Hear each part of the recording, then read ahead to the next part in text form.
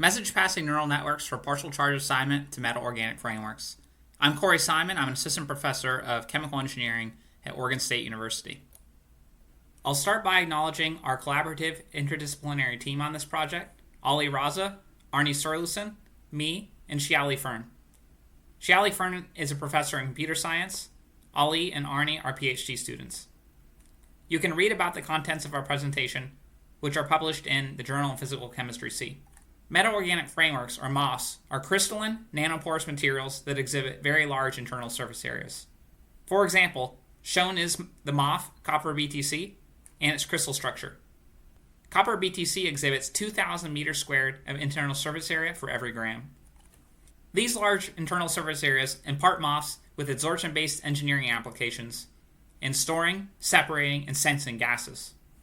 MOFs are synthesized modularly by combining organic linker molecules and metal nodes or clusters, which self-assemble in solution to often create a 3D porous framework. Because of both the abundance of molecular building blocks and post-synthetic modification strategies, the pore size, shape, and internal surface chemistry are all highly tunable. This provides a very vast material space through which we can search for the optimal MOF for a given adsorption-based engineering application. Molecular modeling and simulation of adsorption in MOFs plays an important role in the discovery and deployment of MOFs for the various applications. For example, we can consider a metal organic framework in thermodynamic equilibrium with a gas phase at a given condition and of a given composition and predict the amount of gas absorbed in the MOF. In a high-throughput virtual screening of MOFs for a desired adsorption property, we have a library of predicted or existing MOF structures, and we run molecular simulations of gas absorption in each structure. First, this provides a ranked list of the MOFs according to the adsorption property. Then we can focus experimental efforts onto the most promising subset of materials according to the simulations. Second, we can mine the simulated data to look for relationships between the adsorption property and structural properties of the MOFs, such as pore size. This can help elucidate design rules for MOFs with an optimal adsorption property. Third, the spatial probability density of the adsorbate inside the pores of the MOF during the molecular simulation can provide insights into what features of binding pockets are optimal for attracting gas. As for the molecular model for MOF-gas interactions, they're typically modeled as pairwise additive and a sum of a van der Waals and electrostatic contribution. For the electrostatic contribution, which is very important for adsorbates that possess polar bonds, such as carbon dioxide, it's imperative to assign accurate partial charges to the atoms of the MOF in order to reproduce the electrostatic potential inside of its pores. So these charges on the MOF atoms create the electrostatic potential in the pores that the adsorbate feels when it's inside of the pores. The problem of partial charge assignment to MOFs is to map a MOF structure to a vector Q of charges, where Qi is the charge on atom I of the MOF. There are several methods to assign partial charges to MOFs that often balance computational cost and accuracy. The first category of methods are highly accurate but incur a large computational cost because they use electronic structure calculations as input. These methods assign partial charges to the MOF that can reproduce the electron density and or electrostatic potential that was computed from an electronic structure calculation. It includes methods such as BPEAT and DDEC. On the other hand, semi-empirical charge equilibration methods require an order of magnitude less computational cost, but that comes at the expense of reduced accuracy at reproducing the electrostatic potential in the pores. Our approach in this work will be using a statistical machine learning model for partial charge assignment.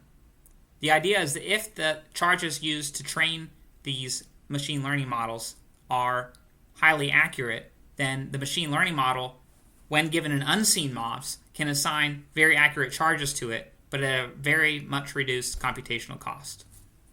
To train our machine learning model, we leveraged an open database of approximately 2,250 charge-assigned MOF structures. These MOFs have been experimentally synthesized, and their partial charges were derived from the DDEC method using DFT calculations as input. So they are high-fidelity charges. This shows the distribution of partial charges in the dataset grouped by the atomic species. A given species exhibits a large variance in partial charge, therefore it would not be an effective model to assign each element the same charge. Our goal is to leverage this data set of charge-assigned MOFs to train a machine learning model to map a MOF to a charge vector. Our hypothesis is that the local atomic environment of an atom is predictive of its partial charge. For example, consider this atom V in IR MOF1. Here, I've extracted all atoms that belong to a 3-hop neighborhood of atom V in the bonding graph. Now, imagine that we have an information-rich vector representation of this atom in its local bonding environment. Then, we could perform a simple linear regression to predict the charge on this atom, where this B would be a learned vector in the regression, and this is a learned intercept. In order to obtain this representation of the local bonding environment of atom V, there are 2 options. One, we can invent or human engineer an information-rich descriptor of the local bonding environment. Or, this is what we're going to do in this work, we can machine learn a representation of the local bonding environment through message-passing neural networks. In our message-passing neural network for partial charge assignment, we represent the MOF as an undirected graph with node labels.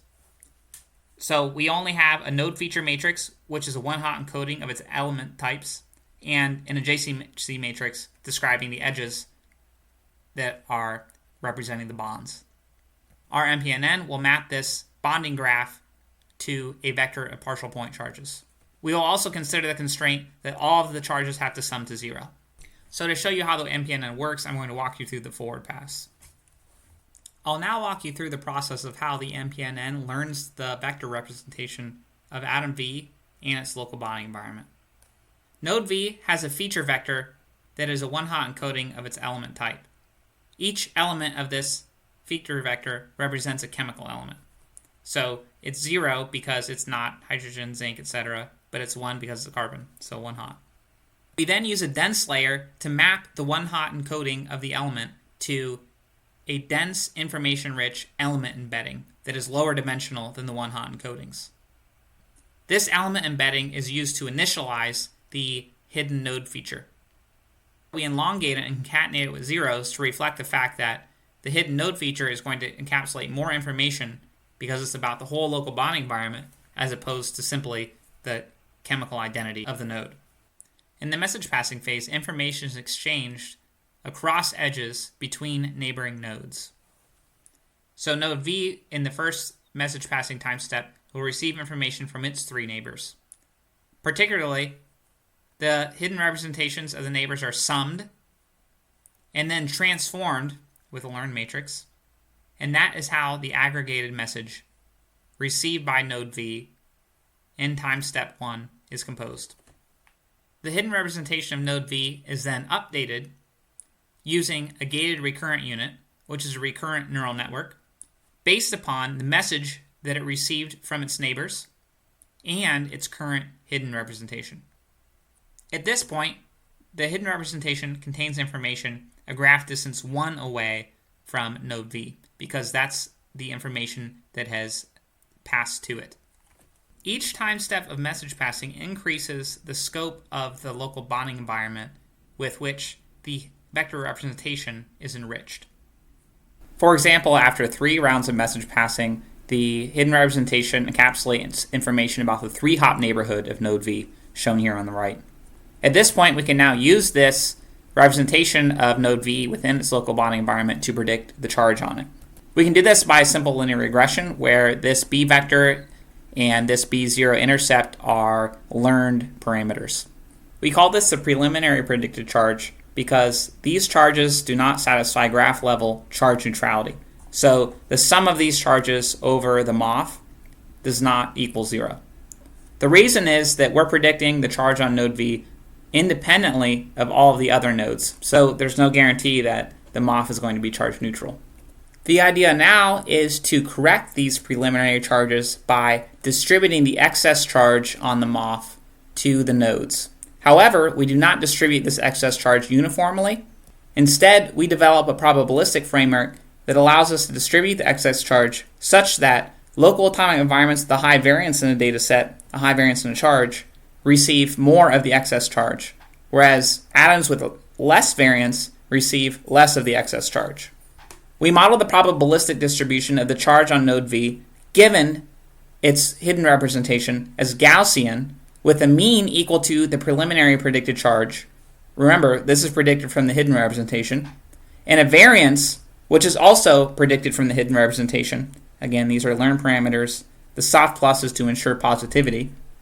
Given this probabilistic distribution for each charge, we can then use maximum likelihood estimation under the constraint of charge neutrality to arrive at the final charges on each atom of the MOF. You can see that this is equal to the preliminary predicted charge, but this is corrected using the excess preliminary charge on the MOF. That's this term. And so if we were to distribute this uniformly, this would be 1 over the number of atoms in the MOF. However, we're not doing it uniformly. Each node gets the excess preliminary charge in proportion to the variance that it accounts for within the MOF. So if a node has a high variance, it receives more of the excess charge. To train the MPNN, i.e. identify all of those learned weights that you saw in the previous slides, we split the set of MOFs into a train, validation, and test set. As a loss function, we use the L1 loss. This is a sum over MOFs. This is the DDEC charges treated as a ground truth. And here's the charge vector predicted by the MPNN. We undertook a hyperparameter search where the parameters here are, for instance, the size of the hidden representation, the size of the element embedding, the number of message passing time steps, etc. Perhaps the most interesting hyperparameter is the number of message passing time steps, capital T, that we conduct. The reason this is the most interesting is because it determines the scope of the local bonding environment that's used to create the hidden representation. This plot shows the mean absolute deviation in the test set as a function of the number of time steps that we used. Of course, for this analysis, we fixed the values of the other hyperparameters involved. When the number of time steps is 0, the model is only using the identity of the chemical element and predicting the charge on the atom. This leads to a mean absolute deviation that's higher than IQEQ, which is a benchmark charge equilibration method. This shows that the 4-hop neighborhood of a node is sufficient for predicting the charge on that node. This parity plot summarizes the performance of our MPNN in assigning charges to MOFs that are consistent with the DDEC charges treated as ground truth. On this axis is the DDEC charge of a node.